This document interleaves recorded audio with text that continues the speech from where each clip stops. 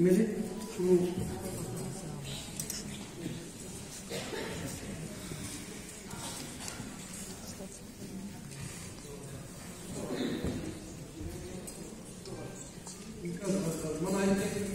жазın turunda kelgенде 35-30 okuyup 25 yılda çarşıda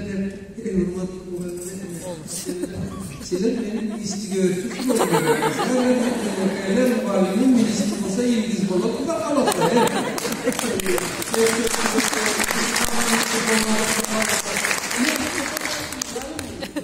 rahmat sıvı belgenizde bunu deputatlar kele ministrler kele kanşolarının var üstüne problemler yesimde olur Bişkek'teki çok hep Kırgızistan'a bağlı demografiyalga bağlı kontrol Mustafa Kıyık 33 bine işte bir o kömür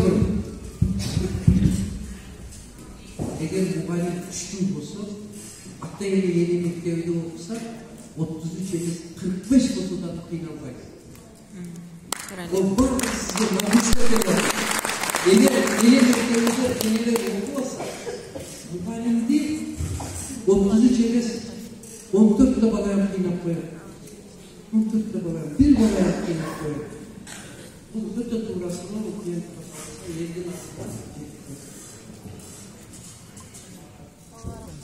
ya elimin babamın dostları terbiyeler ben gözümün altında düşenin arasında ketip atar aylamayın çakta öğrenip deken uçuşu elimin babamın dostları mamelen başlanışı Anacana çalman söylüyor için yerlerinden ayıttım, yüzüle de özür. Anan kendisi işeriş için, bana açık aytsın için bu demek biraz psikolojik hizmetlere gerekli başkası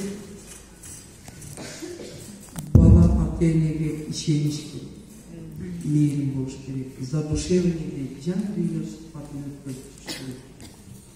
O enerji, o körülükse esnafı vatandaş hareketler je bozarda köp sразу çok çapalamaydı.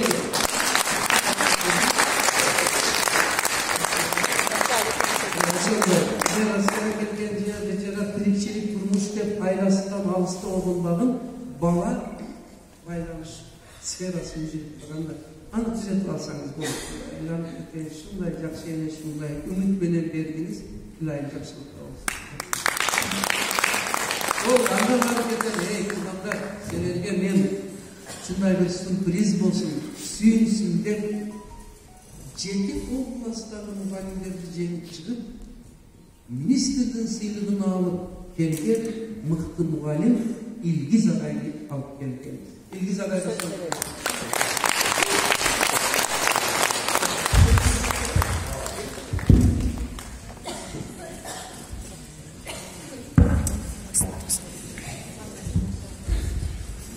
Мерекеч.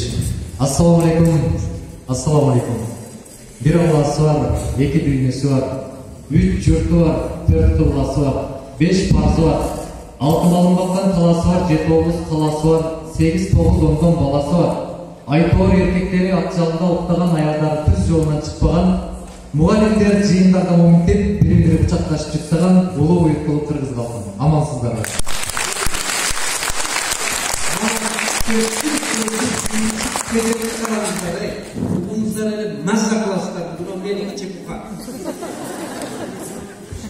Bir ayaldın bir balası oturgan. Alayım oşallı ayaldın paşmasının 10 balası oturgan. Bayağı bir balası var ayaldın. Balası ar günü zerge, berge, aytor, balдар menen oynaması gelir. Ar günü kandın atışı menen paşmasının үйüne çıkıp keteti. Bir günü anın apası mындай kep aytkан деп айтат, пресиздер менен айтат.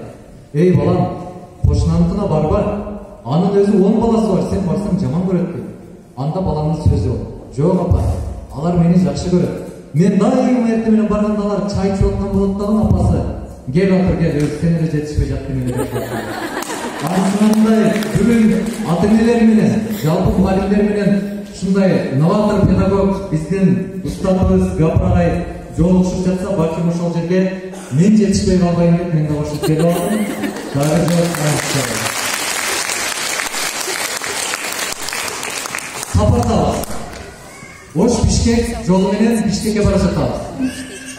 Uzun жолду кыскартайын деп айтор сөз чугун баштап, жанында бара жаткан бир кыз менен таанышып кеттик. Аябай сөзгө кызышып, бири-бирибизге ушундай жакшы сөздөрдү айтып, жакшы тааныштык. Бишкекке жеткенден кийин улаадан түшүп жатып, анан мен кеп айттым. Сиз аябай жакшы адам экенсиз. Мен сизди аябай жактырып калдым. Келиңиз, мүмкүн болсо сиздин номериңизди мен алайын дагы, менин номеримди сизге берейин. Экөөбүз мындан ары дагы сүйлөшүп туралы, маектешип туралы десем, ал кыз макул болду. Айткан сөз акыл болсо, уккан кулак макул болот дейт го. Анан макул деп номерин берди. Мен да номеримди бердим. Анан ал кыз бир кеп айтты. Эмнени айтты билесиздерби? Байке, сиз дагы аябай жакшы адам экенсиз, бирок менин бир өтүнүчүм бар, бир суранычым бар. Мүмкүн болсо атыңызды өзгөртүп аласызбы деп да. Мен ойлодум, эмне үчүн атымды өзгөртөм? Мен төрөлгөндө ушул ат менен төрөлдүм. 11 жыл ушул ат менен орто мектепти аяктадым. 5 жыл жогорку окуу жайын Кыргыз Өзбек университетин аяктадым. Ушул ат менен иштеп келе жатам, жашап келе жатам, анан эмне үчүн өзгөртөм деп аябай ойлонуп калдым. Анан айттым, чоң кыз, бул ат эмне койгон ат? Бул ат менин бөлүгүмдө жазылган, муну мен өзгөртө албайм. Эмнеси жакпады десем, сураныч өзгөртүп алыңыз деди. А көрсө, ал кыз менен таанышканда ал менин атым Илгиз эмес, Иблис деп алыптыр да. Сиздер да бүгүн Иблис ага келди деп алып жатсыңыздар. Менин атым Илгиз, фамилиям Шамырзаев. 2001 жыл 11 сентябрь Нью-Йорктогу белгилүү эгиз имараттарына атайын теракт жасалып, учактар менен ошол эгиз имараттарды талкалады. Дал ошол күнү Нью-Йоркто түрдүү окуялар болду.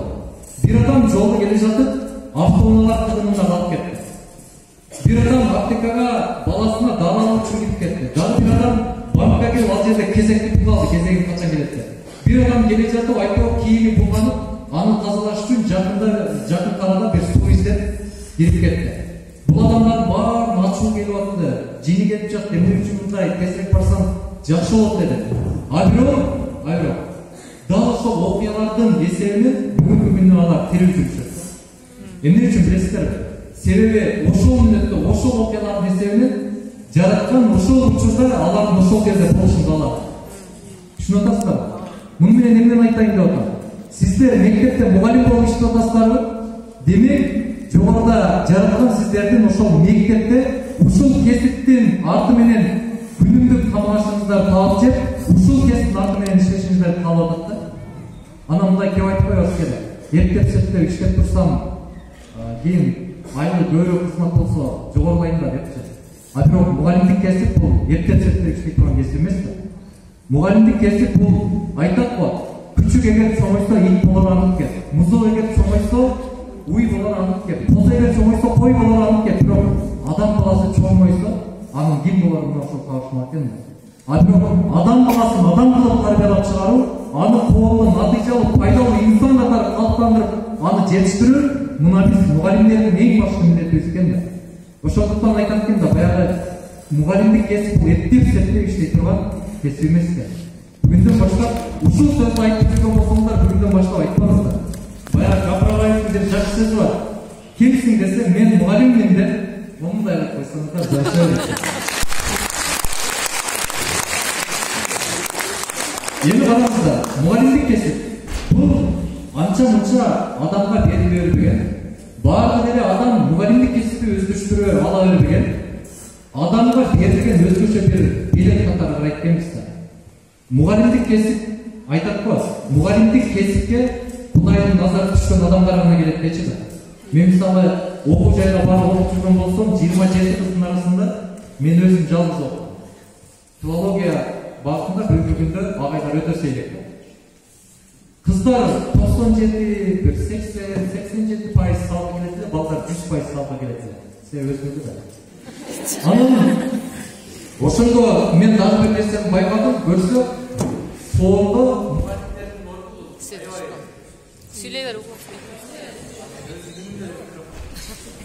Анан көрсө мугалимдердин орду аябай соолдо бир бийик экен да. Караңыздар, бир дарыгердин каташында бул бир бейтаптын өмүрүнөн кооп жаратты. Балким анын өмүрүн жыйынтыктайт да. Бир айдоочунун катачылыгы бир нече жүргүнчүлөрдүн өмүрүнө кооп жаратса. Ал эми бир мугалимдин катачылыгы бул бүтүндөй коомдук керек болсо мамлекеттик талкат жасалып коет экен. Караңыздарчы.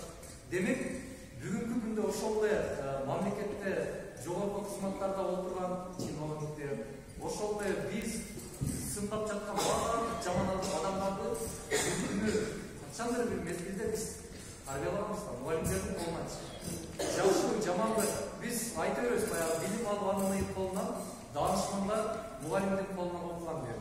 Бир спорт менен бир ийгиликти багырласа, бул биздин мектепте окуган, бул биздин окуучу, мен окуган. Жаман адамга келгенде үчүнчү качабыз. Бир кылмышкер, бир адам өлтүрүп коюп, бир камалып калса, бул мен окуучу деп болчокпойбу? Андер бир учурда көрсө, булардын баарын анализ этсе, кандайдыр бир деңгээлде балдар мектепте мугалимдердин болгондо ол аял заттын көп болгондугунан дагы тарбиясы бир аз башкача болуп турган баштайм. Азыр билесиздерби? Биз сөз айтсаңыз кармыкчылык. Карымчалык деген сапат бул эркекте болушу. Баягы эркекче сөзбүз, эркекче дейбиз. Эркекче дегенде кийин алып керек.